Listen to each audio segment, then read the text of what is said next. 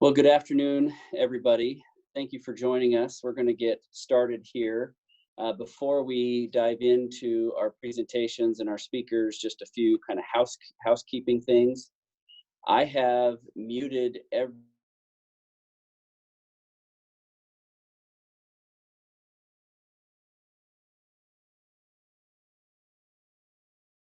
mouse down toward the bottom of the screen. If you're on an iPad or a phone, it's at the top of the screen. You'll see though the chat function. You can type it in, and Catherine is there and will help with those questions. If you are on your phone and you want to either raise your hand or unmute your phone so you can ask a question, you can raise your hand, and if you do that, I can unmute you from here. To raise your hand on the phone, it is *9. To unmute yourself on the phone, it is *6. If you're at your desktop computer and you want to ask a question and just temporarily unmute yourself, just hold the space bar down and it will unmute you while the space bar is down, and then you'll be muted again when you lift it back up. So again, thanks everybody for coming and joining us. A reminder, this will be just like last time, recorded, and we'll put it up on our webpage for folks who missed the call or want to hear some more about what is going on. We have a packed agenda of folks who are coming to talk a little bit about the things that are going on in response to the COVID-19 virus. We're going to start with Governor Little. And so, Governor Little, I have unmuted your line, and we'll turn it over to you. Thank you, Paul, and water users. I guess it's good to do all this high-tech stuff that I'm doing every day. Things have sure changed in the last little bit, but one thing that hasn't changed, what the hell are you guys on the phone? You're supposed to be out irrigating. We're glad that the water supply is what it's been. It hasn't been a great year, but given all your good work, the management, the things we've done in the past, we're in pretty good shape this year. I've been on the phone with a lot of different agricultural commodity groups, food processors, individual producers. There's no shortage of turmoil in our industry, in agriculture and in Idaho. And it is so all over the place. I'm not telling anybody on this call anything they don't know. If your product goes into the food service restaurant industry, it's unbelievable. The change has taken place in just 70 or 80 days. I guess the redeeming thing is diesel and gas are cheap. If there's a COVID-19. Just a brief update on where we are. As we had from the very beginning, we've been following the Center for Disease Control, the President's guidance on what we've done here in Idaho. I've been very impressed with what's happened in Idaho. If you would have told me 80 days ago that we'd have as many people staying home as we do now, I would have been very surprised. Obviously, all of you are in areas where you don't have that restriction, but I would caution you all to get through this. We've all got to be careful, every one of us, whether you're an essential or not essential. A resurfacing, an expansion, a second wave, a second curve is bad for everybody. It's bad for the demand for our products.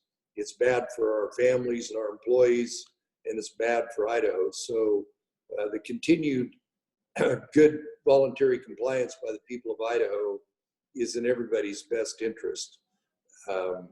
Whether it's when you go to the parts store or meet with any of the people that you do every day, whether it's when you're meeting with your employees and fellow agricultural associates, be careful. And particularly if you start to feel bad, you can go to our website, coronavirus.idaho.gov, and see the advice and counsel. But where we are today, we loosened it up a little bit last week. We've got an extension till the end of the month. Right now, we're working through item by item what's going to be opened up as we go forward. This coronavirus, because of the period of time that it takes to incubate, we have to do things at minimum 2-week intervals. What we're doing today is a result of what people of Idaho did 2 weeks ago.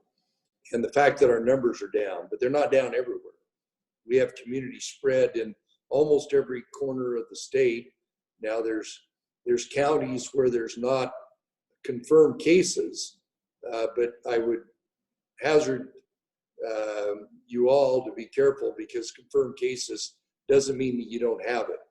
We haven't had enough testing to know, and even if we did have enough testing, if I could test everybody tomorrow, and I can, if I could test half the people tomorrow and half the people in a week, some of those that were negative today would be positive next week. So we've got to continue to be careful about what we do until such time as we've got a better treatment, or hopefully there's a vaccine to where the magnitude of this isn't as big as it is. This is very highly infectious.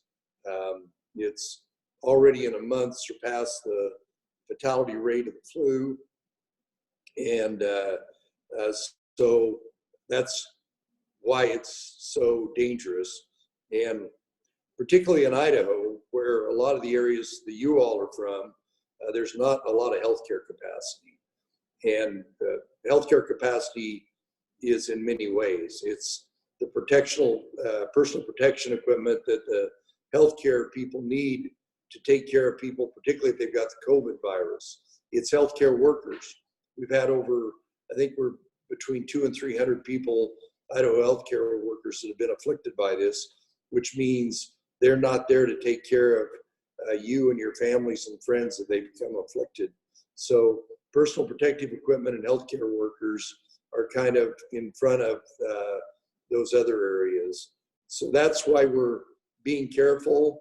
We're really on a pretty good path. We were fortunate enough that we learned from other states what they'd done, and the science is evolving. You know, the accuracy of the tests, the incubation period, the immunity that one might have. Those are all things that we have to use when we make our decision, but we're basing them all off of the best science that's out there from the Center for Disease Control. But I'm hopeful that starting the 1st of May, well, I know we will. It's just a matter of the speed and the magnitude of the reopening. But that's going to require people of Idaho to continue to practice those sanitary and social distancing standards they've had. You're a critical part of our economy, as you've always been, but even more so now. But the continued pressure on certain commodities is a big issue that we're in conversations with our congressional delegation, with commodity groups, with the State Department of Agriculture. But what we always do in Idaho is we want to allow food companies, farmers, producers to be able to adopt to this new normal, and we hope it's not normal. I know the food service industry will come back, but right now it's under a big cloud, and it's a real problem for some of our commodities. So with that, Paul, do you want me to try and answer some questions? Yeah, so thank you very much, Governor. Let's open it up. I know Sam said you might have to run here before we finish. So if anybody has questions, you can type them in the chat or raise your hand, or if you're on a computer again, you can press the space bar to temporarily unmute yourself.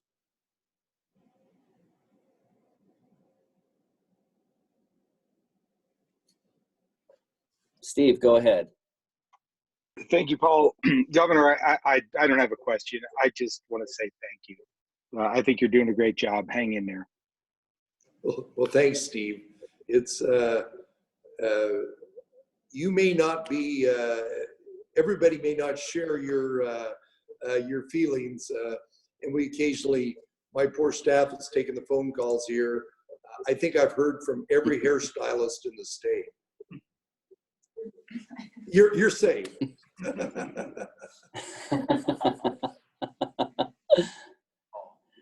Any other questions? Well, you must have done a great job, Governor. Well, with nothing else, then Governor, you're welcome to stay on and listen. We've got a number of other discussion items today, including up next, Mark Limbaugh giving us an update on some of the issues going on in DC. And then after that, a number of presentations or folks discussing the impacts to the agricultural community. So you're welcome to stay as long as you can. We appreciate your time. Paul, as always, don't hesitate to reach out to me or Sam or Celia. Anybody in our office, we do get. I do get. The delegation reaches out. A lot of things that are affecting agriculture are in the federal jurisdiction right now, and I think they've got a pretty tough job too. But I'm very thankful that the people of Idaho, most of them have been pretty supportive. The fact that we've got such incredible compliance is rewarding to me. And that's why I always am glad to have a venue like this to reach out to people in Idaho that are important and try and answer their questions. But if you got questions later, submit them to us and we'll get back to you. So thanks, Paul.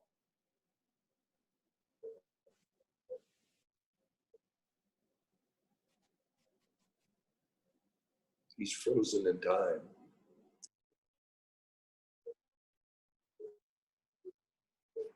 Perfect. Thank you very much.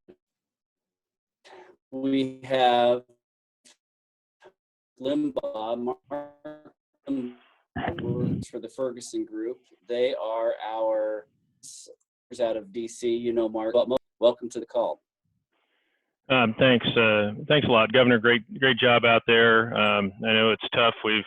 We're locked down in Virginia till June 10th, so just think about that. I'm not sure that'll last either. The CARES Act update, the Senate just now, about 5 minutes ago, passed the what they call COVID 3.5, which is an interim stimulus bill. It had $320 billion in for the Paycheck Protection Program. Agriculture is noted in the bill as being eligible for those loans that turn into grants if you spend the money on certain things like labor and rent and utilities. There was $75 billion in there for hospitals, $25 billion for testing, the COVID testing, and then additional $62 billion in SBA for their emergency and disaster loan programs. And what's up next, however, is what's interesting, because I think from what I've heard from the president today and from leadership, both the House and Senate Democrats, as well as the GOP, there is an interest in infrastructure in the next bill. We're not sure what the timing will be. The other thing that was left out of this interim bill was help for state and local governments to be more flexible with the funding that did come from the federal government under the CARES Act. And currently it's limited to COVID expenses only.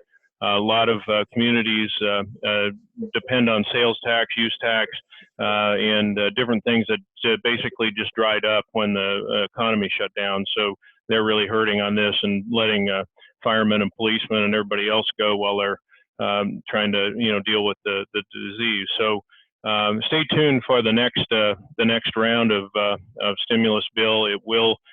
We think it'll have an infrastructure impact, and certainly that's something that Dan Keppen has been working on as well. You'll hear from him next. The other things are actually happening as well, other than just the lockdown and the stimulus package. The FY 2021 appropriations process is moving forward. Mr. Simpson of your state is the ranking member on Energy and Water Appropriations Committee in the House.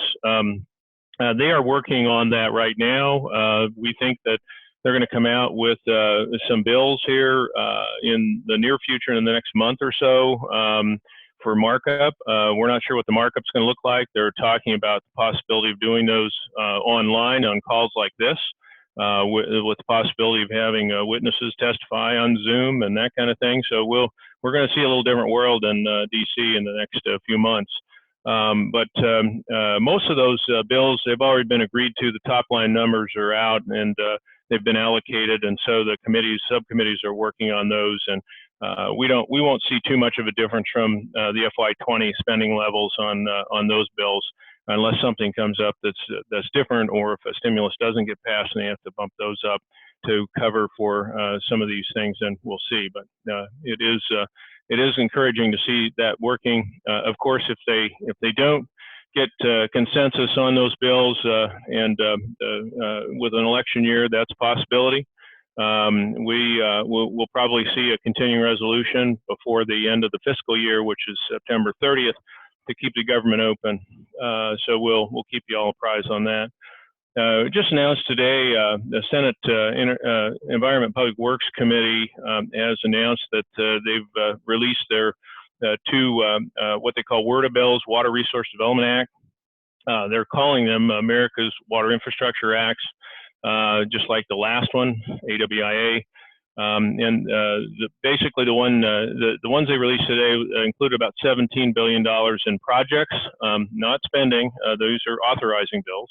But projects for the Corps of Engineers, and also reauthorizing the state revolving funds for the EPA. There are a bunch of different things in there, but I don't have time to really go through those right now. But over the next month or so, we'll be able to dissect those bills and see what's included. And finally, today, the Trump administration published their Waters of the United States rule. That was released actually to the public back in January, and much different than the previous 2015 WOTUS rule. So this one published today starts the 60-day clock to implementation, and also basically the call to the lawyers to start their engines and start the process of suing everybody on the WOTUS rule. So with that, I'll open up to questions as well, Paul.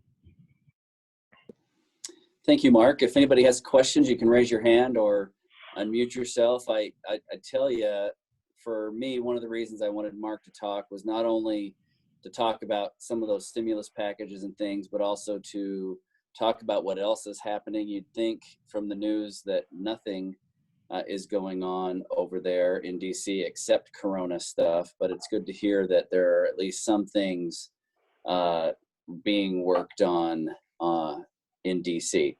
Are there any questions for Mark or comments?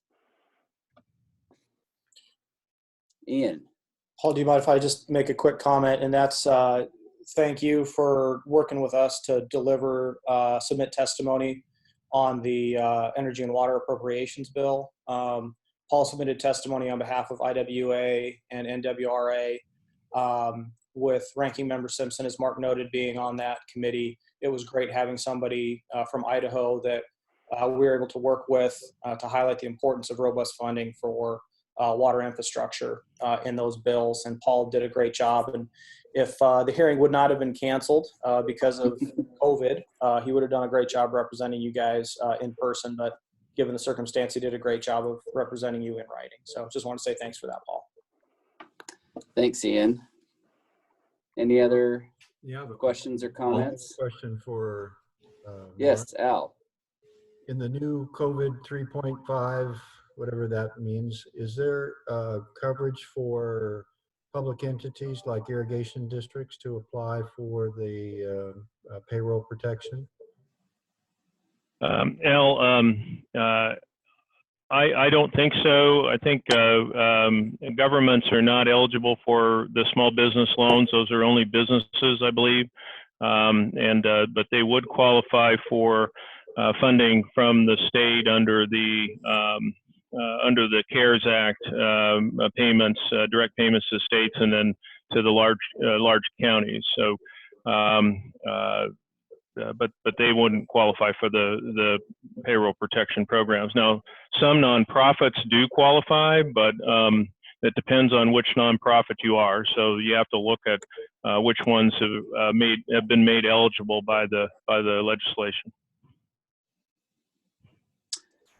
Tom, did you have a question? Yeah, I did. Hey, Mark, on that potential infrastructure package, what do you think the size of the package will be? And do you think it'll be more deliberative and maybe go over a couple of months period, or do you think they'll push it through quicker?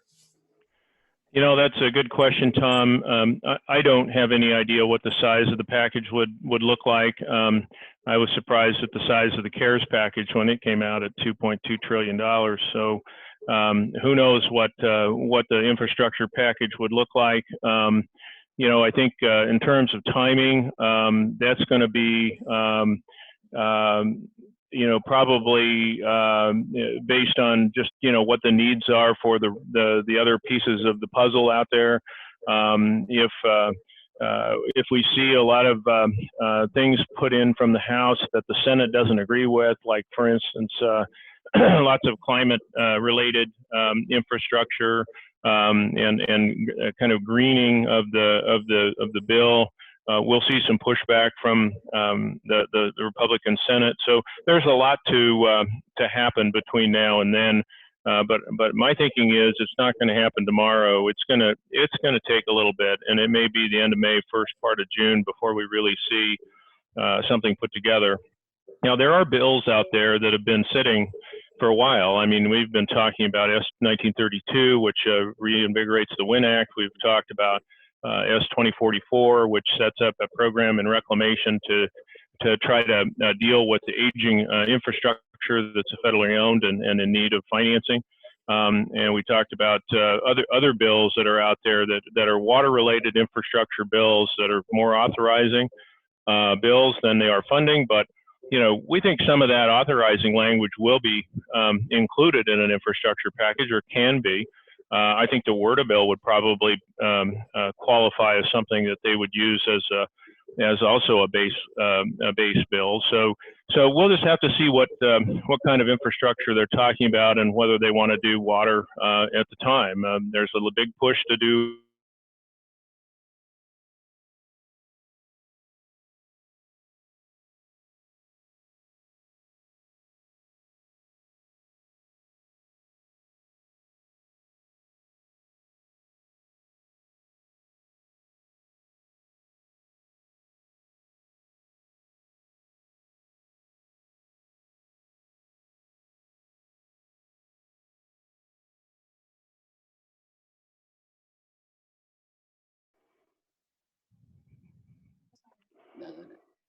That was weird.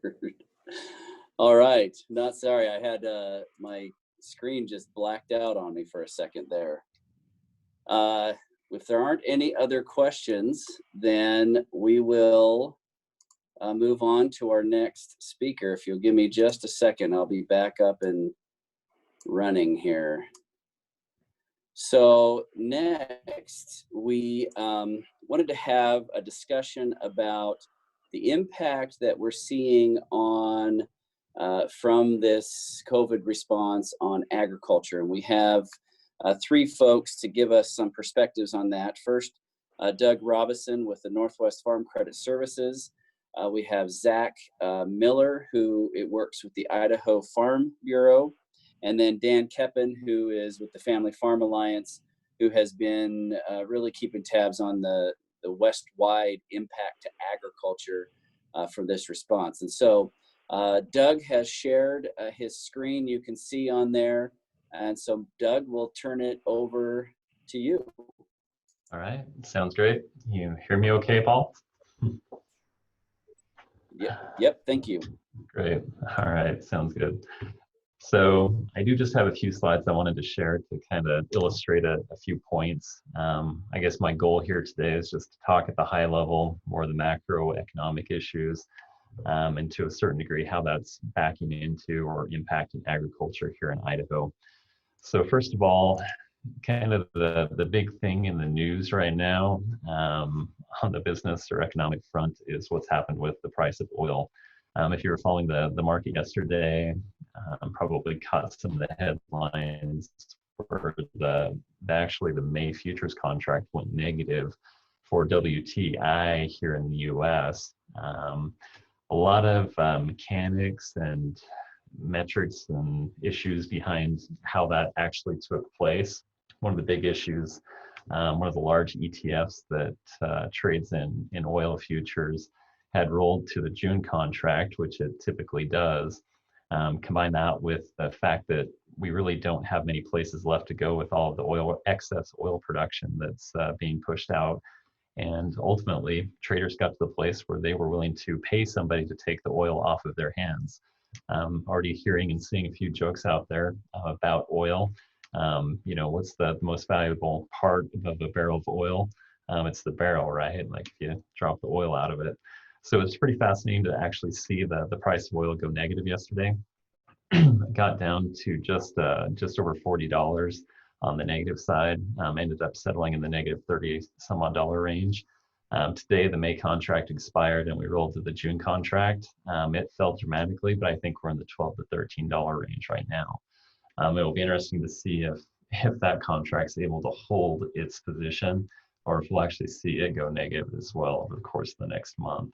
But that's just to help illustrate, how difficult the environment is right now. I pulled together a few slides just to help kind of show what the production looks like here in the US. The blue represents US oil production, the red net oil imports.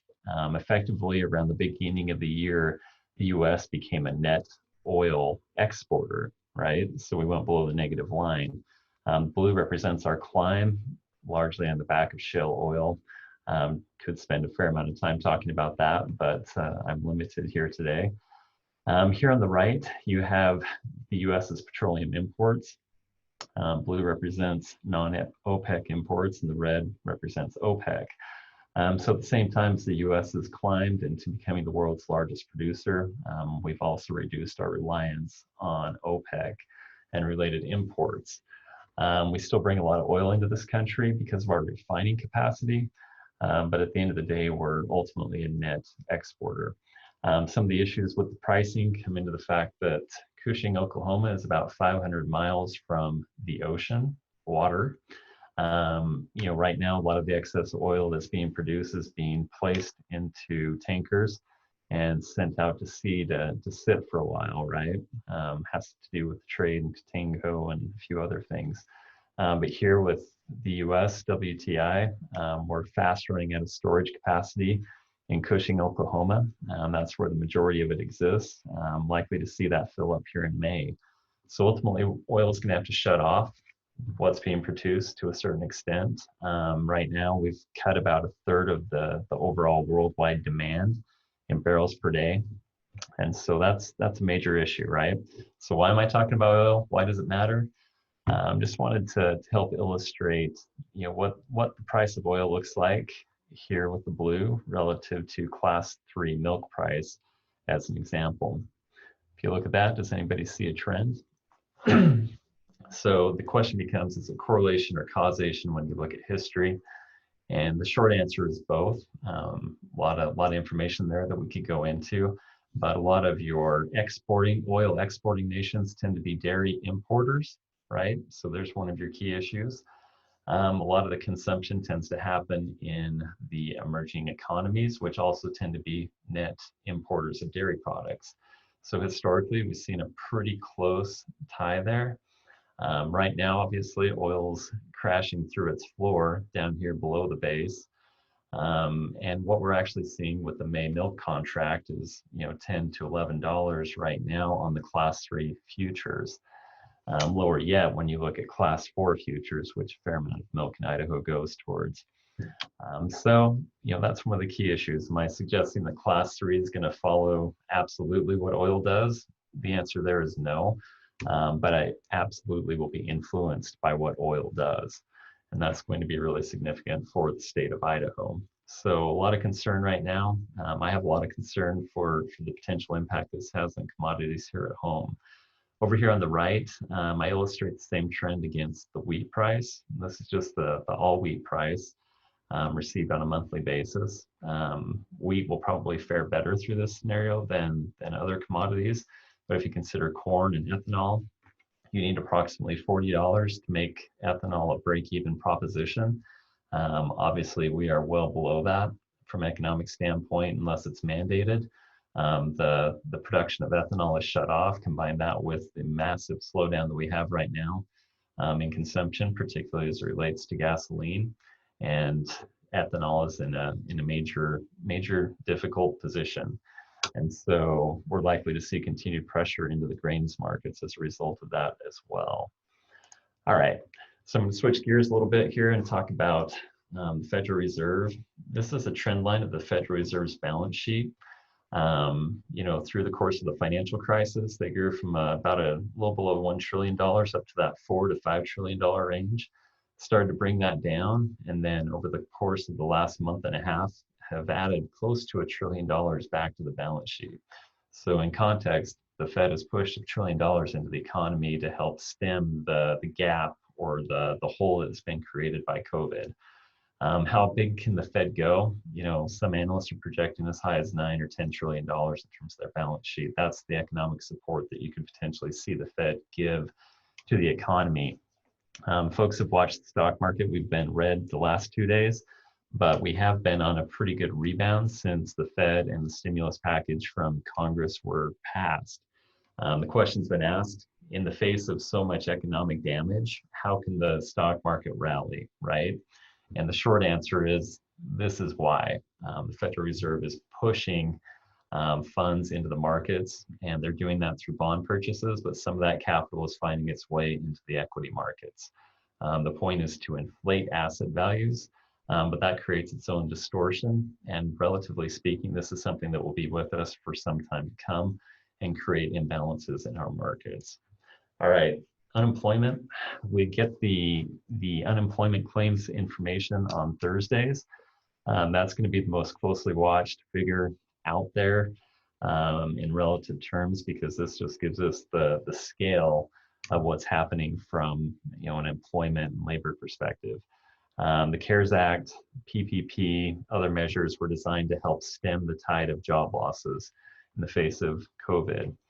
This is from last Thursday, just to kind of capture that total data point. 22 million jobs have been lost essentially in the last 4 weeks.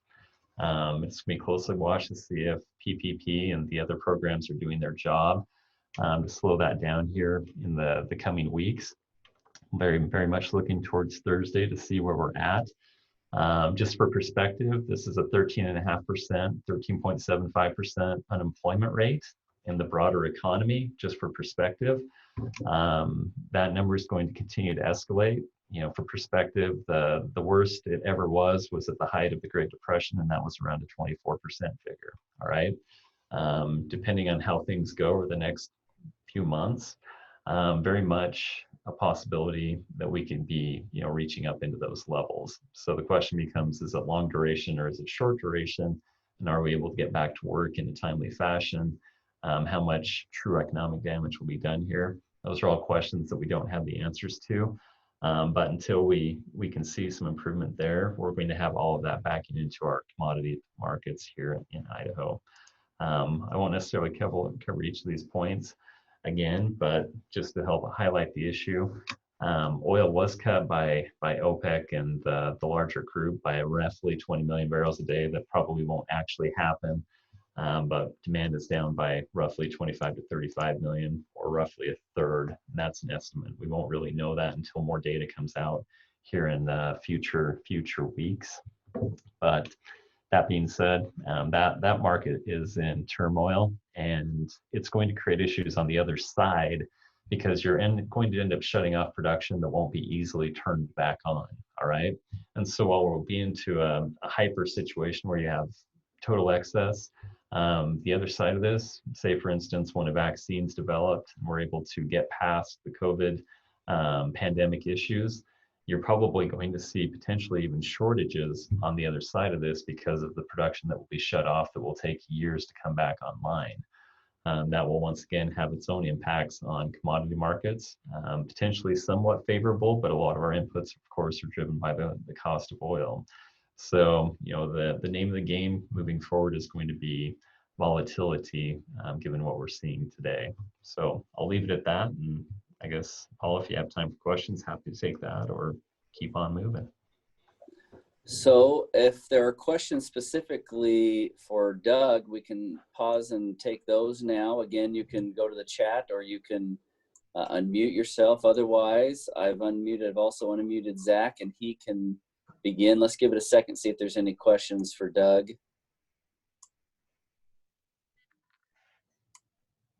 All right, not seeing any. Thank you very much, Doug. Sure. Zach. Good afternoon. Can you hear me okay? Yes, thank you. All right. Thanks for the opportunity to visit for a minute. When I saw Doug was going to be speaking, I knew that I didn't have to worry about many details because he covered well, but I wanted to offer a little perspective. I'm the commodity director for Farm Bureau, so my responsibility is to monitor the commodities and the actions. I'm also a potato farmer and a beef rancher. I'm completely integrated in the beef. I don't raise my own seed stock, but I do everything else. So wanted to talk a little bit and really highlight or try and offer some context into what Doug was talking about. I'm not a historian at all, but I know during the Great Depression, wheat actually went negative a period as well. So it shocked me when we saw the oil, with everything that's happened between the Great Depression and now, we still have the ability for markets to go to negative. And I know there's a lot of different technical parameters that have caused that to happen, but it still shows that the markets still find a way. And we're truly at a turbulent time right now.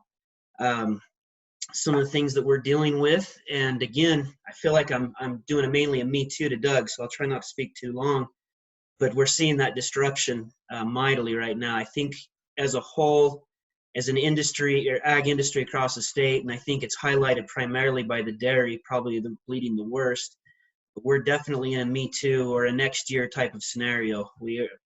We came into 2020 with almost all the commodities feeling positive and feeling optimistic, feeling like things were going to be more positive than 2019. And without exception, that's all turned the other way. The analogy I like to use the best is imagine that every ag group or every ag commodity in the state were riding on a bus, and the bus drove over a cliff. Some people are bleeding from their heads and some are bleeding from their fingers, but everybody's bleeding. So the trick is, how do you triage? How do you find the greatest loss? But everyone's experiencing it right now. Some of the things we're seeing, dairy's been covered well. We've shown some weaknesses in our food supply as well as our just-in-time inventories. We've got the supply in spades, but we don't have the manufacturing. And that's where we're really seeing the challenges come in the manufacturing components of dairy. We're set up for food service. Almost a little bit more than half of all our food right now goes through the food service, especially in our value-added products. So while there's ample supply of dairy, there's not ample supply of processing to get retail-ready product, and so therefore we're seeing the dumping of milk. At the same time, we're seeing shelves being filled, and that's a concern we're having at Farm Bureau.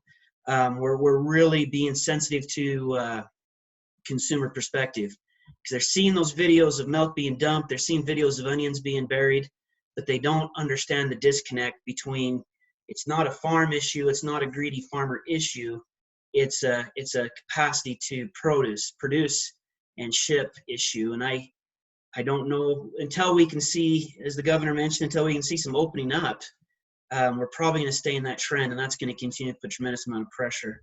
Some of the numbers we're hearing, we know that the processors in Magic Valley for potatoes, I'll shift to potatoes for a minute, with the processed fry contracts, we've seen that contracts have been cut between 15 to 20%. That means that's going to be a lot of acres. Hopefully they'll come out of the potato chain. If we don't see a dramatic reduction in potato acres this year, I've already heard the number of $2 spuds being floated. If that were to happen, that would be quite detrimental to the entire potato industry. And I don't know that there'd be a lot of producers that would have a hard time if they could survive this year. It'd be very very leveraged and very challenged and be able to get operating going into next season. Milk, we've covered a little bit. There isn't a lot of horizon on site. We have seen with the CARES Act, we've seen funds going towards the dairy. About 2.5 billion, I believe, is the number. It's doubtful that's going to be enough, but hopefully that can put some band-aids, but it's a gusher of a wound, and I think we're going to use band-aids to cover it. So it's going to help, but it can't prolong very long. Potatoes, we're looking to get some relief. We're a little bit challenged on how relief's going to come in potatoes because our numbers, our return to growers were extremely high right up to the second that COVID hit. And so it's gonna be a little wonky on what grower returns are because they were looking very positive, thank goodness, for a while, but now they've crashed back down and it's upside down. The producers going into COVID that had good size and good quality in their potatoes were getting paid mightily, but retail doesn't like size in potatoes. They don't like the small count potatoes. They don't like the large potatoes. And so now it's inverted. If you've got a smaller crop, those are the ones that are able to move. Larger size, the ones that are sitting. So a lot of farmers are completely backward in their marketing. They sent their good ones early, and held their bad ones, or they sent their bad ones early, and we're holding off.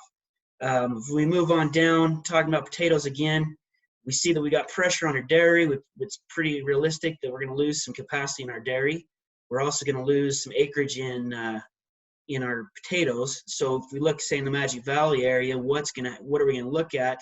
We're already seeing more interest in open market contracts in malt barley. We're also seeing more wheat being planted. As a side note, I think that we ought to make home ec mandatory in all of our schools going forward because apparently the only thing the U.S. consumer can eat is prepared wheat and rice. So we all need to learn how to actually cook a meal with healthy ingredients, but that's an aside. So while wheat's been holding its own, and we look at international, we look at the Black Sea, we look at other places, it's doubtful that wheat price can hold. If we could hold a break even in wheat, I think we'd be extremely happy this year. Malt barley, it shocked me a little bit. I thought maybe this will be the turnaround in malt barley because we've seen trends going down in beer sales because the consumer's been trending towards more spirits. And I think to myself, okay, spirits is a social activity. People are going to be home. So they're going to be depressed. They're just going to buy a case of beer and just drink. Well, apparently they can't even do that right now. We can't even drink away our sorrows properly because we're still seeing our alcohol sales coming down as we're in lockdown. So in our grain complex, we're seeing things down. Thank goodness we're not raising many hogs right now or poultry. I think it's Purdue that's breaking about 750 eggs a day just so they can't push them into broilers. They're so backed up in proteins area in poultry protein. Other issues, so transitioning quickly over to our livestock, talking about our beef market. We saw Smithfield shut down. That was I think it was about 5 to 6, and I'm hoping, Doug, you'll correct any of my lies that I'm telling. But I think Smithfield, they said, was about 5% of the pork industry. Greeley, Colorado, JBS plant shut down due to COVID. That's a 5,200 head a day capacity plant for beef. Last year in August, we had a fire at another plant about the same capacity in Kansas. That was offline for about 3 months, but we saw a significant drop in prices. So we're seeing beef box values, retail prices are holding okay, but we've got a major backup. We're hearing consumers. I raise fat cattle and I'm a small producer. Last year when that fire hit, I had cattle that were ready to go, and the buyer told me not to call him. He would call me when he was ready to buy my calves, which was extremely, that wasn't one of the funner conversations. We're in the same scenario we're seeing, and it's likely more of these plants are going to shut down. When the livestock are ready to go to market, there's no holding it back. It's not as bad as dumping milk, but we're going to have cattle that are overfinished. We're going to have livestock that are overfinished. It's going to push back. We're putting feed into them that are not going to recoup that value. And we might see some decreases in the carcass qualities. Not to mention, since we are a beef state, beef tends to be more of a luxury item. So the question is, as the unemployment level comes up, what is even going to be the demand for beef? Heard last week that some of the retailers are asking processors to grind steaks into hamburger. Goes back to my home ec comment again. If we cannot realize that you can eat that a steak's a lot better than a hamburger, we're seeing just the weakness in the ability of the consumer to actually fix their own meals and take advantage of some of these options. So I never thought I'd see the day that we'd see crude oil at negative. I never thought I'd see the day where you've had requests for T-bones for crying out loud. and sirloins to be ground in a hamburger because the consumer knows how to make a hamburger. With that being said, I mean, I feel like I'm rambling a bit, but just for more context, the farmers are seeing this. They're quite concerned, but they frankly don't know what to do. I'm hoping, and we've been encouraging them all to aggressively pursue the small business loan, the PPA. I was a little disappointed. It appears nationwide the numbers aren't what we thought they would be as far as farmers signing up. There's been a lot of confusion on that.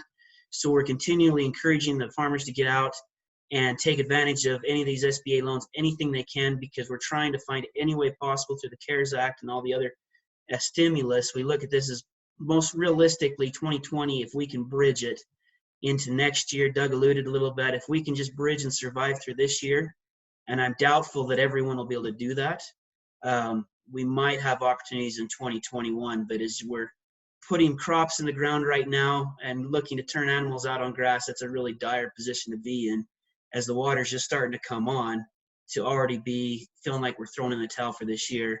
One of the issues Farm Bureau's been working on historically, or in the past year or so, has been paying attention to mental health amongst our farmers. We don't really know with COVID exactly what to do proactively to take care of that, but it is a major concern we have as an organization, is the mental health of our farmers. As the pressure continues to mount, as the social distancing kicks in, we don't have a good solution, but we're very much aware of it, and that's one of the issues we're going to, along with it was mentioned before, working on the stimulus bills, working on the helping and giving support to the farmers financially. That's another high priority or high concern we have, is how do we address the mental health as this pressure continues just to build. It feels like I don't know where that relief valve is, but I wish someone would find it. But I think there is a tremendous amount of stress that keeps building amongst all the commodities, and it just keeps compounding upon itself. So now that I've enlightened you and given you all just the cheeriest news in the world, I'd be happy to stand for any questions or let Doug address or correct any of my misstatements. Any questions for Zach?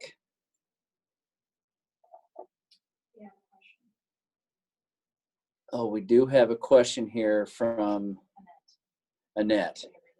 You mentioned an SBA loan to farmers. If a farmer signs up for this type of loan, can it be converted down the road to qualify under the CARES Act in the event the commodities affect their overall budget? So the one that we've been able to work with the most, and we've got questions because there are the small business loans, we're trying to get more clarity there. The one we've been able to address immediately has been the Paycheck Protection Act. Agriculture qualifies for that, and that's the one that we can get done now. So it's encouraging to see that we got the increase, because again, there's so much confusion going in as to whether or not agriculture qualified, because they qualify under FSA loans. So they do qualify for the the Paycheck Protection. That's a really good question that I think I understand what you're asking. We really don't know exactly what that is, and we're still putting pressure on the SBA to give us more clarification. We think we understand that the farmers can apply for more of those stimulus funds or more of those bridge loans to the SBA, but we don't have good clarity on what you're referencing here as far as the commodities. So good question, poor answer.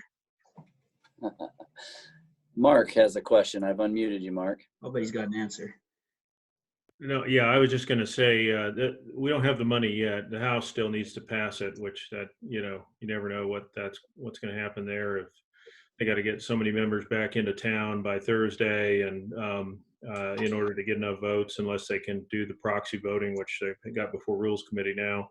But until they pass it and the president signs it, we really don't have any extra money in that PPP. But it's encouraging. They do have. Obviously, it's gone through the Senate, and so we'll see what happens after that. Any other questions? I would add that, as the governor mentioned, Braden Jensen, who I know works with you a lot, he's been on the governor's task force, and we've been, between Braden and I, it feels like daily communication with the delegation as well. the thing that's been encouraging is they are coming back to us and asking what is lacking. One of the things that I'd mentioned is we've been very sensitive to some of the smaller crops, sheep, for example. The governor's not still on, but sheep has just been, their price has been plummeted. Think to yourself, when's the last time you saw U.S. lamb in a retail setting? I mean, that's almost entirely food service based. So the bright news is as far as the governor, as far as our national delegation, from our perspective at Farm Bureau, we've been extremely pleased at the willingness and the effort that's been put in to try and make sure that our crops, our production in Idaho is being considered and solutions are being found. I'm just doubtful that no matter what they do, that it'll be big enough, but at least they're trying.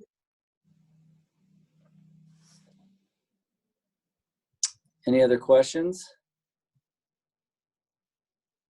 Not seeing any. Zach, thank you. We'll turn the time over to Dan Keppen. I've unmuted your line. Dan, go ahead. Well, I thought I did. We may be fighting to unmute it. You go ahead. How about that? Does that work? There we go. Yep. All right. Hi, everybody. Can you hear me okay? You're good. All right. Well, thanks. Zach and Doug, great overview. I wasn't quite sure how I wanted to touch on some of the issues that you brought out. Family Farm Alliance, and by the way, I'm participating from Klamath Falls, Oregon. That's where I live. Our focus is really on trying to find ways to enhance water supplies for our membership, which is in the 17 western states. They're all irrigators, farmers, ranchers, irrigation districts, and associations like IWUA. I'll touch on a couple of the things that the previous speakers just talked about, but maybe give you some examples from some other states in the West to give you a sense of how broad this is. So I'm going to talk a little bit about the impacts that my members are telling me that they're seeing that are the biggest, that we've heard quite a bit about already, but it's the changing markets. The food service industry in particular is really scrambling, and they're being impacted pretty hard. Collapse in commodity prices, which we've just heard about. The impacts to the livestock industry. I don't think I need to say much more. Zach really hit on the things that are affecting that sector. Farm and ranch labor is a big concern for a lot of our folks, especially in the Southwest. And then I thought I would talk a little bit about some of the things that we're working on at Family Farm Alliance, sort of on the irrigation front, in particular definition of, essential industries, essential workers, and trying to make sure that folks that provide water to farmers are covered under that category. And then close things out with sort of, silver lining, if there can be any, in this whole situation, and what's being done there. As Mark mentioned, people realize there's going to be some sort of an infrastructure package put together as part of the stimulus, and so good opportunity to get some of our aging water infrastructure in the West tackled under that. So that's what I'll wrap up with. So real quick, just sort of looking at some of the main factors that I'm hearing from our members. It's really been this fundamental shift in the markets, because a lot of our guys, like in the Southwest, that are produce producers, they've lost 50% of their market with schools closing and cafeterias and restaurants. One of our members in the Central Valley, California, a big produce grower, Harris Farms, had to disc up 240 acres of iceberg lettuce 2 weeks ago because they had no place to put it. And there's obviously been similar stories in the dairy industry, and it sounds like poultry as well. And just the food service industry, which is a big part of the overall agricultural industry, they're taking a hit. 5 to 7 million people will probably lose their jobs, according to the National Restaurant Association. And we've lost these huge markets again: arenas, stadiums, restaurants, airlines, cruise ships, gone. And that's causing some major problems.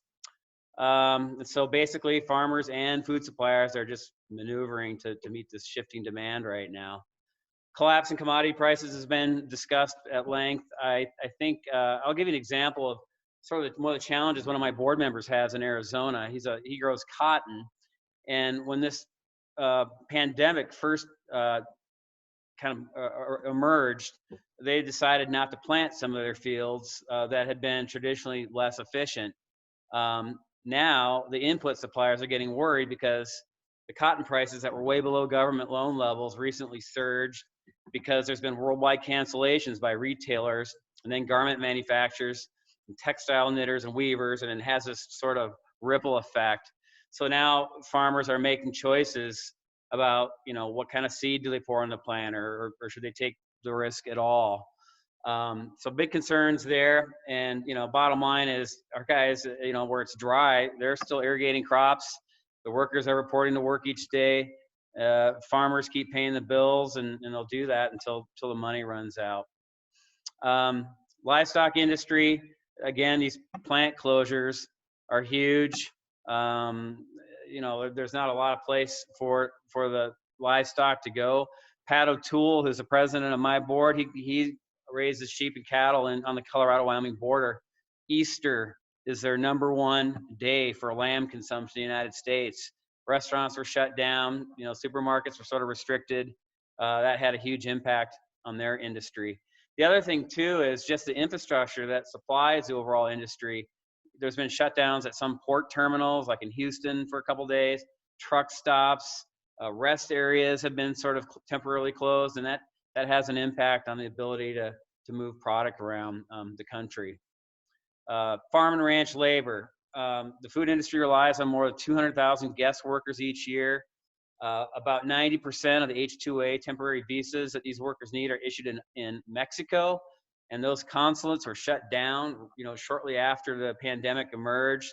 I think the administration's been doing pretty good work, meaning the State Department and USDA, DHS, to try to, minimize disruption there. But I know folks are challenged by that, and I know there's a little bit of confusion surrounding the president's announcement last night that he's shutting down, immigration at the border, but he's also caveated that with clarification that the H-2A process is still gonna move forward. So we'll have to see how that all materializes. I know several of the folks on this call have been involved with this issue, and that's the manner of critical industries. There's all kinds of sort of urban folklore percolating out there, especially coming out of California, that workers on their way to the farms in the morning were getting pulled over, and if they couldn't document that they were working for a critical industry, they were getting hassled. I found out later that was kind of, again, urban folklore, but it is a concern because as these shelter-in-place orders are being issued, counties in states enforce it differently, and so there's concerns about this very issue happening, where people are having a tough time and getting hassled for going to work. The Trump administration has classified 16 industries as critical to the nation's response to the new pandemic. So those are considered essential workers and in critical industries. Agriculture is on that list, so is water, wastewater, law enforcement, public works, among others. Irrigation districts and other entities that deliver water to farmers and ranches were not specifically called out in the DHS list. We all assumed it was implied. And so I know our organization, Ian and NWRA, Farm Bureau, Western Growers, have all been working to try to get confirmation that irrigation employees are critical and would be exempt from shelter-in-place rules. We've been working with senior officials at the White House and Interior Department, and also the Secretary's office at USDA, to try to push to get specific terminology in the DHS list regarding irrigation districts or the irrigation industry as being considered essential. And I think some of our members in individual states have had better success than we have until recently. For example, your state, Idaho, I think has been very clear in saying that irrigation districts are important, critical to the state. Washington, Tom Myram and his membership have done a good job with the state of Washington as well. And in fact, Tom and Paul, we've used some of the language that your states have adopted and advanced that to the White House and Interior Department and USDA as examples, what we'd like to see. finally, today or yesterday, we found out that DHS is the Department of Homeland Security. Their latest version of Essentials Work List does include irrigation infrastructure workers, although it's categorized in the most bizarre place. So a lot of folks that have been working on that issue, including people on this call, and we finally have got something in writing. So that might seem like a minor victory, but it is important because there's a lot of sort of horror stories out there and concerns about people being impacted by shelter in place. There's also been sort of some unintended consequences from the new COVID-19 laws that Mark talked about. I think this new package that's being negotiated or will get signed into law here shortly may tackle some of those issues. I know, irrigation districts are required to provide up to 80 hours of paid sick leave, but since they don't get their revenues from taxes like some of these other districts, it's been tough for them to get the same sort of attention that other local governments have. So that's on the screen of irrigation districts and local government entities right now. And Mark Limbaugh and his group at Ferguson Group, they've been working, I think, for other clients and ours, Family Farm Alliance, on this particular issue. So I'll try to close out things with a little bit more optimistic note. Really the silver lining in all this, and this is interesting. We had a conversation. We have a sort of a sister organization in Spain that's just starting up right now, and it's a group of 10,000 farmers that are trying to set up a group that advocates for them because they're getting hammered by the EU and by certain conservation groups for, trashing the environment, and they're trying to turn that around. So we've been having conversations back and forth, and the president of that organization just sent my board a video message basically saying, hope things are well in your country. In our country, we're on lockdown, it's pretty serious. But the silver lining that he agreed to with us is that people are finally paying attention to where their food comes from. When you walk into a supermarket and there's whole aisles where there's no food, even though it's not really a food supply issue and it's more of a peak demand issue, it's got people, realizing, wow, my food doesn't come from Albertsons and my water doesn't come from a faucet. So there's an opportunity to sort of use the bully pulpit right now and advocate for the importance of farmers and ranchers. And they, in the West, they can't do what they do if they don't have a reliable water supply. So with that dynamic in place, we've been working for the last month, really trying to educate and advocate with members of Congress on the need to take a hard look at aging water infrastructure and the need to expand water infrastructure in the West to take care of our farmers and ranchers. And we started this about a month ago. The rumors were, really over a month ago, we were looking at other vehicles to try to get some of these provisions in, maybe WRDA, maybe in a omnibus appropriations package. But then the coronavirus popped up, and now all these stimulus packages are being laid out. President Trump has flat out said he wants to see a $2 trillion infrastructure package. Speaker Pelosi, same thing, wants to see infrastructure, and she specifically mentioned drinking water as part of an infrastructure package in any new stimulus. So we expect a stimulus package to emerge here in the coming month, probably, that will include infrastructure. And what we're trying to do is say, look, members of Congress and President Trump, when you talk about infrastructure, you need to be looking at not just highways and bridges and airports and ports, but water storage, water conveyance infrastructure that helps irrigated agriculture in the Western United States. And yesterday, I believe our brethren at Idaho Farm Bureau and others on this call joined us, and nearly 160 organizations, on a letter that went to all the Senate offices in the West, the key committees, and the White House, basically saying that if an infrastructure stimulus package is advanced by Congress, then it needs to include provisions to address Western water infrastructure. So, and the response has been really phenomenal so far. So that's been encouraging. So I'll kind of end on that note. And Paul, I'd be happy to take questions, or I can wait till the end, whatever works for you. Well, let's pause here for questions if anybody has any for Dan or for others on the panel?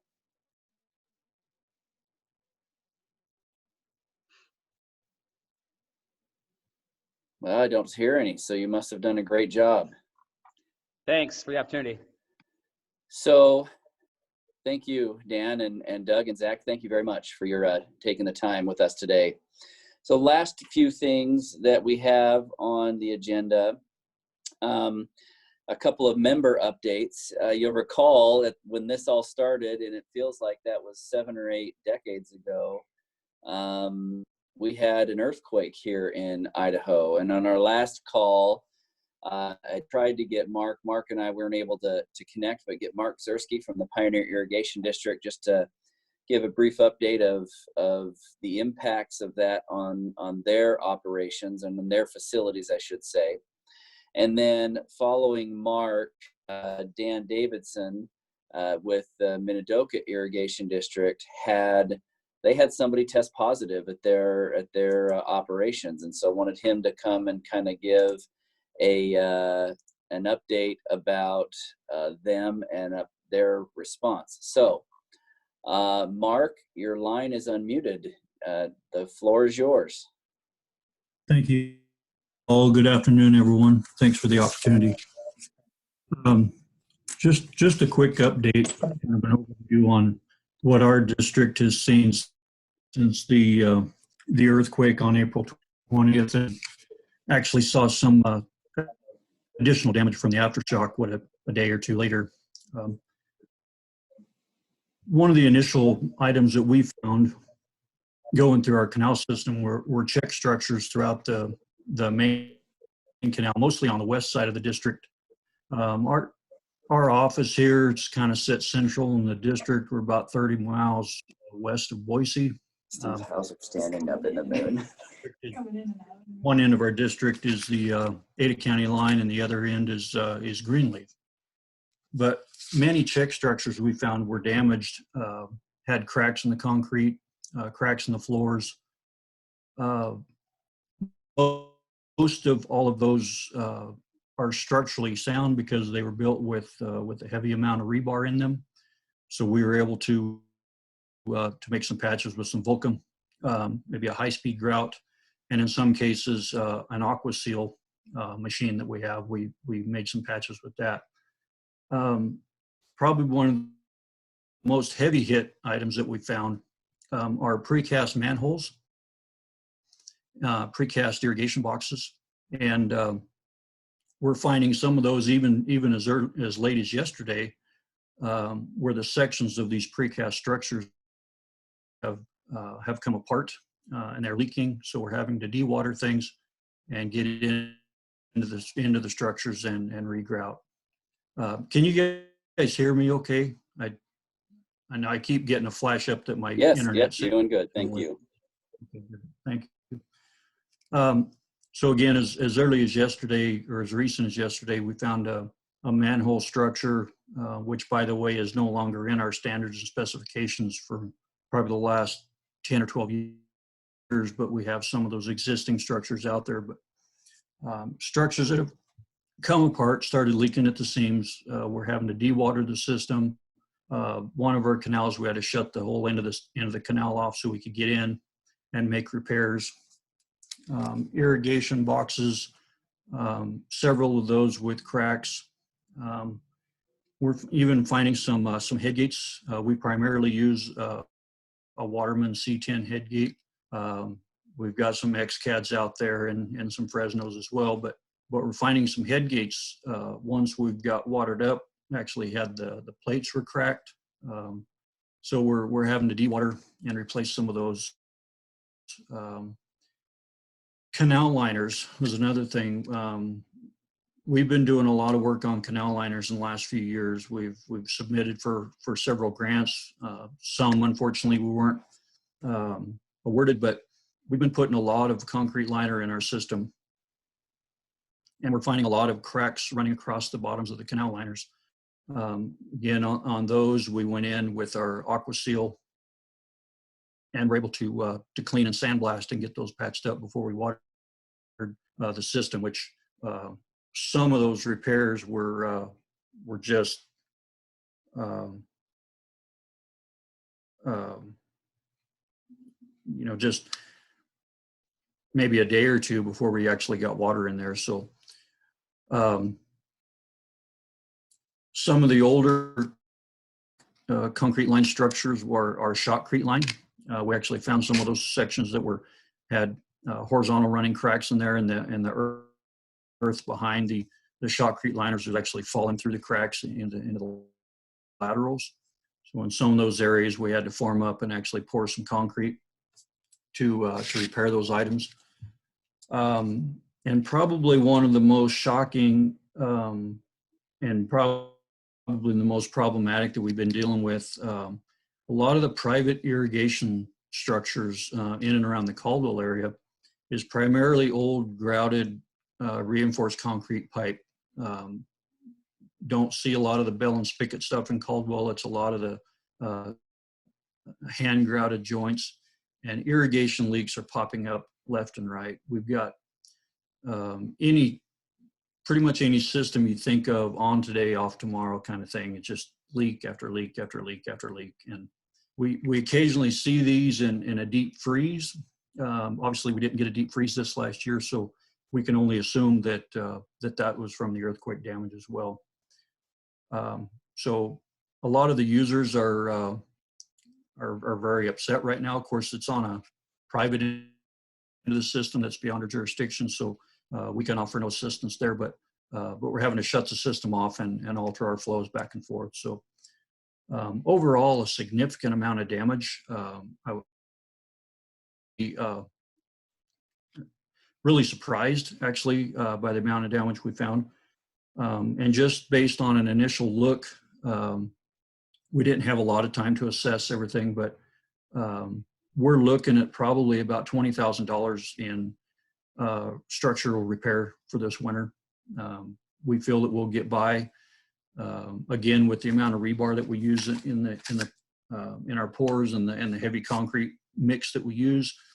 We were able to patch everything back together, and we feel that it'll be good for the irrigation season. But this winter, I'm not going to be satisfied with that. I'd like to replace a lot of that, and just kind of a shotgun approach looking at it. It looks like at least about $20,000 in repairs from what I can see. So that's kind of a general overview from our end. We seem to be finding something new every day. Hopefully we quit finding things, but appreciate the opportunity. Be glad to answer any questions, and we'll see what it looks like when we dewater this fall. Thank you, Mark. Very interesting indeed. Pause here if there are any questions for Mark.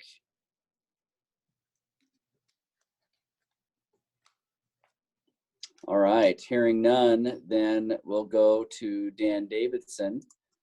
Dan is the manager of Minidoka Irrigation District, and they had a scenario where one of their employees tested positive. Just wanted him to kind of explain their response and what they were doing in response to that. So Dan, you're up the floor. Okay, thank you, Paul. Can everybody hear me okay? Okay, good. So I guess begin with, long before Governor Little decided that we need to shut things down, we were somewhat concerned around our office, thinking about, our employees aren't necessarily old, but we care for a number of elderly family members. And then we've got a couple of other medical issues within some of the families that really had us concerned about people staying healthy. So even last fall, when the flu started coming through, we started reminding everybody, if you feel sick, stay home. Don't come to work. Don't share it. We have a lot of interaction, different employees getting in and out of different vehicles all day long. So it was a big concern for us that we keep everybody as far away from each other and still get our job. To shut down the office, the flow of assessments coming into the office, the foot traffic mainly. We still had everybody at work, but we stopped them from bringing in cash, bringing in checks. And from the very beginning, I've waffled back and forth. Are we doing too much? are we doing enough? You know, am I crazy for trying to put all these restrictions in or not? And I don't think so. Anyway, we shut down the office. We started cleaning our break rooms on a daily basis with bleach, just kind of help keep everybody well. The primary focus was for our ditch riders. There's a lot of other things that we can do, but the one thing that we have a real hard time doing is delivering water without our ditch riders. So we wanted to make sure, most importantly, that they stayed safe. The 30th of March, we had somebody come up sick. They had a fever, they had a bunch of other issues.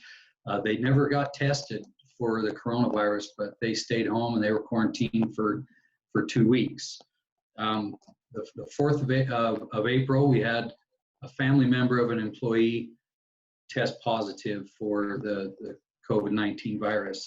And at that point, we started thinking, okay, just what do we need to do next? First thing we needed to do was identify, going back 4 days, what vehicles was that employee in, who did he work with, and then notifying those people, doing extra cleaning on those the vehicles that he was in.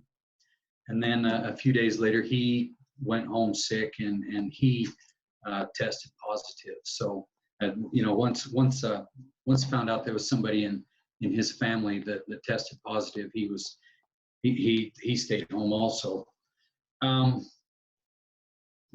Both of those two individuals are recovering at home.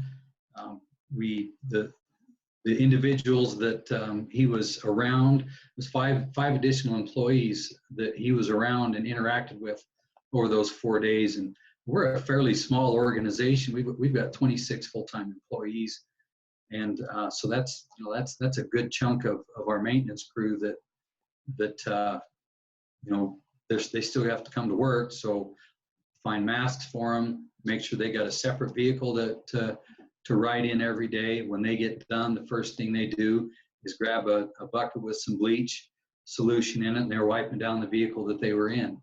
Anytime they change vehicles during the day, the exact same thing. Nobody riding with them, everybody staying just as far away as possible.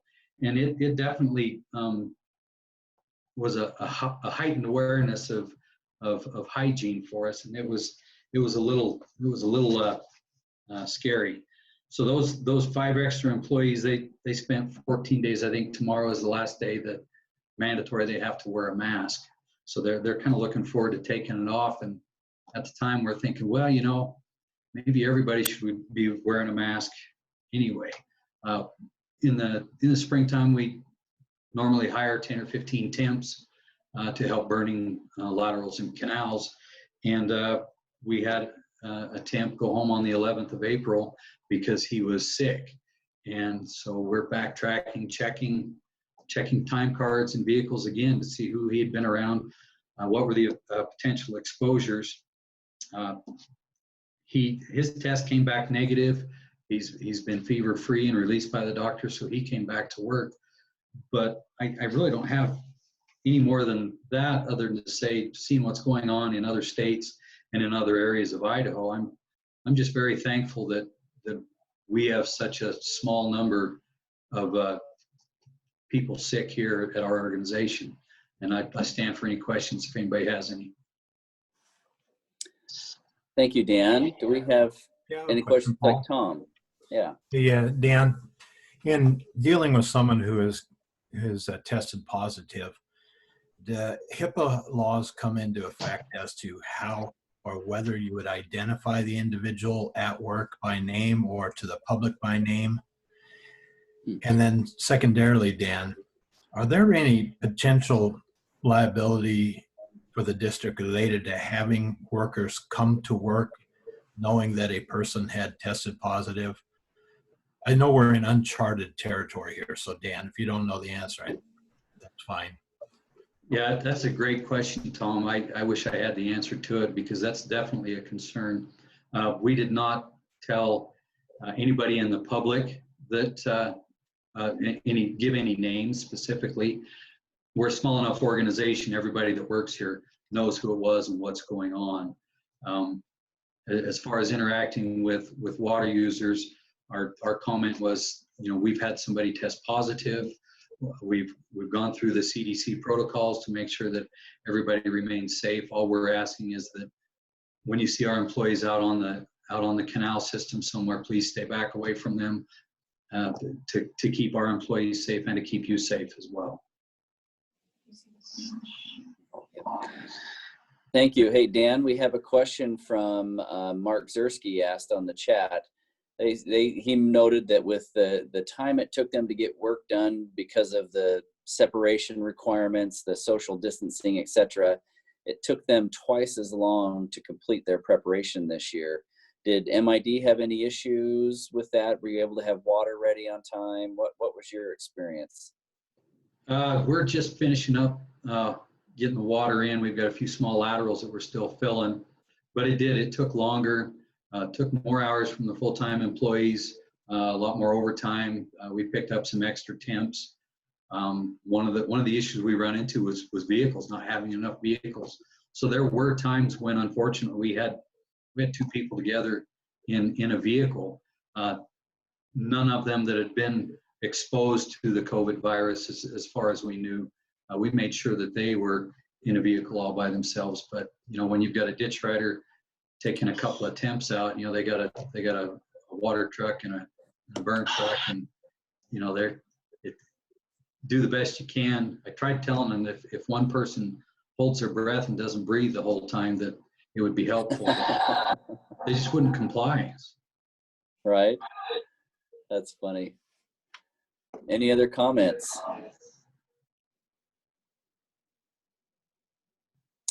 Well, I don't see any. So that brings us, everyone, thank you for participating. That brings us to the end of the agenda for today's call. The last thing I would ask and kind of put it out there is maybe 2 questions. One, are these useful? Is this valuable information? And 2, what kind of things would you like to hear in future calls? And so if you could send Catherine us an email and let us know. IWUA@IWUA.org is Catherine's email. She'll put it in the chat for you. And let us know, 1, if the calls are helpful, and 2, if there are other topics you'd like to hear for future calls. We appreciate those. Ian has a comment, it looks like. Yeah, sorry, Paul. Just real quick question. Is a question to your members, is there anything that you guys need from the Bureau of Reclamation? Are they able to provide you guys the services that you need through this? We've had a couple conversations with them and they seem very willing to try to adapt. But if you guys are running into any issues or if you need something, let Paul know, let me know, so that we can communicate that to them, because they're telling us that they want to do everything they can to be helpful. Thank you, Ian. I will say, at least my experience in talking with Lori or Ryan or the other reclamation folks we have in the area, they have been very responsive, very eager to help. We're all kind of trudging through this together, trying to figure it out. And so, but yeah, that's if you have anything you need or questions or anything like that, let us know. And email us at that email, or me at my email is paul@iwua.org. One last thing, Kent asked in the comments, or you can also, well, actually, as a side note, Lori is on the call. She just commented, you can always call her directly, and or you can call her. She's happy to help out. Kent asked in the comments whether we have formally canceled the Sun Valley Conference. Our Sun Valley Water Law Seminar was scheduled for June 8th and 9th in Sun Valley. We got a call from the hotel, from the resort here about a week and a half ago, informing us that we would need to postpone that. And so it has been postponed. It will be on August 31st and September 1st, that Monday, Tuesday before Labor Day. Though we will be talking back with the Sun Valley Resort in early June to get just to follow up with them and see where everything's at and make a final decision. At this point, our hope is to move forward. We had the agenda all worked out. We had some great presentations lined up. And so we're hopeful to be able to go on. And if not, we'll keep you posted though. So look, end of May, early June for the next update on the seminar. So with that, then we'll end this meeting, and as always, go look at our webpage for additional information. Catherine is doing a great job of keeping it updated and having what we need there. And with that, we'll say farewell.